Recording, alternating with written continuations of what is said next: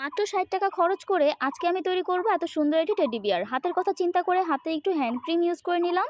আর এখন আমি এই টেডি বিয়ারের জন্য মাথা, হাত এবং বডির জন্য ক্লে কেটে নিচ্ছি। হাতের কথাও কিন্তু অবশ্যই চিন্তা করতে হবে, কারণ ক্লে কিন্তু বেশিক্ষণ হাতে রাখলে হাতের স্কিনগুলো রাফ হয়ে যায়। তার জন্য আমি এখানে হ্যান্ড ক্রিম ইউজ করে নিয়েছি। আর এই তো এখন আমি টেডি বিয়ারের মাথা, বডি আর কান তৈরি করে নিচ্ছি। যে কোনো শো পিস তৈরি করার জন্য আমি মনে করি এই ক্লে হচ্ছে পারফেক্ট। আর হ্যাঁ, তুমি চাইলে কিন্তু ক্লেগুলো বাসায়ও তৈরি করে ফেলতে পারবে। খুব সহজভাবে বাসায়ও তৈরি করা যায় এবং এটা দীর্ঘদিন পর্যন্ত স্টোর করা যায়। যাই হোক, আমি এখন এই ৬০ টাকার ক্লে দিয়ে আজকে আমি টেডি বিয়ার বানাচ্ছি।